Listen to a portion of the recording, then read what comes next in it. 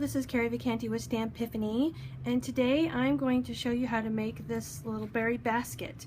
I had a request or two on how to make the basket itself. If you haven't seen the video on how to make these cute little strawberries, I'll link that in the description box below, and that goes through how to make all of that. So today let's focus on making this berry basket. The die that you're going to need is the berry basket die from Stampin' Up. And I've die cut some cucumber crush right here just to make it easier to see this against the black. It cuts these three pieces. This is part of the basket here. This is one of the trims, it's just the straight one, and then there's a scallop trim. These are the two shapes that we're going to be using today, but I am going to show a video later on how you could use the trim, this scallop trim, because we want to use all our pieces up, right? We're paper crafters and we want to not waste any scraps. We want to put them to good use. So you'll need to cut 2 of these pieces, and I've cut mine out in an early espresso. That's what I made the basket in. So I have 2 of the big basket pieces, and then I have 2 of the straight trim, and then I ended up getting 2 scallops, but we'll use that later for another project.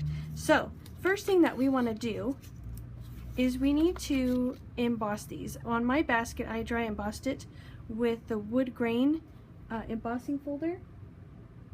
So I'm going to go do that here in a second, but let me tell you how I did it. I used the Woodgrain, and basically what I learned was I wanted the seam to be the bottom on my basket. Let me see if I can find it. There's a, you could see where it was the seam right here.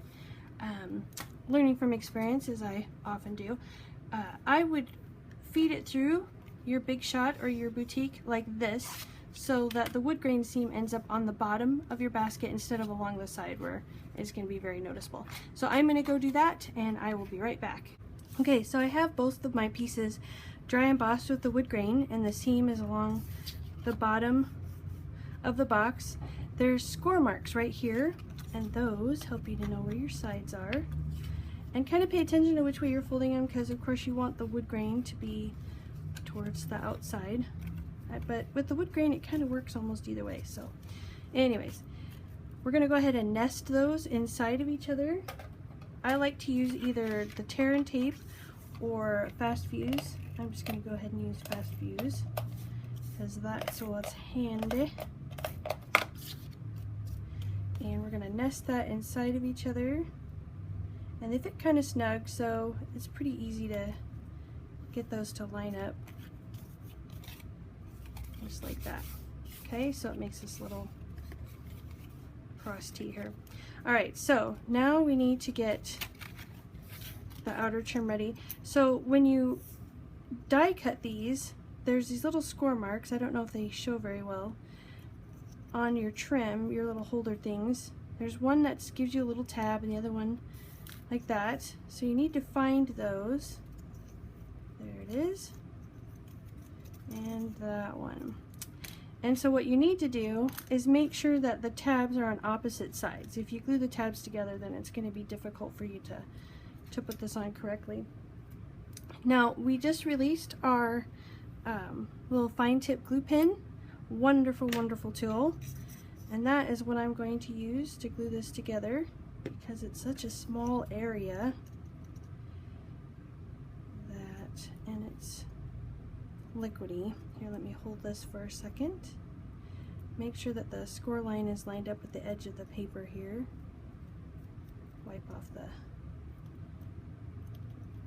glue. Okay, that's holding really well. So let's go to this one. Just a little bit of glue.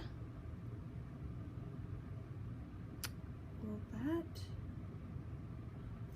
Oops. Make sure that that's lined up properly, so it's straight, just like that. Okay, now we'll put this away. Alright, and that little needle in there helps keep the glue from drying in the tip. So this is ready to go. So what we're going to do is we're going to turn our basket upside down. We're going to put our little square frame that we just made over the top. And the reason I like to do this is that your basket sides want to come out, and they're made to come out because that's what berry baskets look like.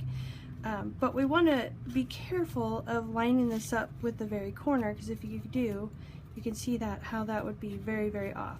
So we need it about even. And one of the ways, I just do it this way. You might find an easier way to do it, which is totally cool. You just got to do what's easiest for you, but this is what I do, is I line it up that way, and then I just try to pull up one side, and it kind of gives me a, make sure that each side is about even. And then I'm just going to use our Stampin' Up stapler. If you could use, if you have a stapler on hand, or you could glue it, it's up to you. I just like the stapler. Kind of gives it more of that rustic look. So now that's kind of my anchor. So I'm going to go across to the other side. Make sure these all stay in the frame. And then I want to get this even at the top here. Making sure this is about even on the other side. Pull that. Now that's now it's just easy here on out, because the opposite sides, when those are anchored, then it's really easy to finish it up. Go around to the other side. Like I said, you could glue it if you wanted to glue it. Use brads if you want to use brads, string, whatever comes to mind. Be creative. That's what paper crafting is about. So here's our little basket, and that's pretty much how I made this one. And then I just wrapped it around the outside with some linen thread. I think I did it like 3 times, and then just tied a bow. If you'd like to know how I made the tag, I'll show you really quick how I did that. I used some of our Archive Black. This is new with the Holiday Mini this year. Hopefully this is enough of a scrap here. I love this new Archive Black. It dries quickly and it's crisp. It's very, very nice. They did a great job. The next thing I want to do is wash my stamp.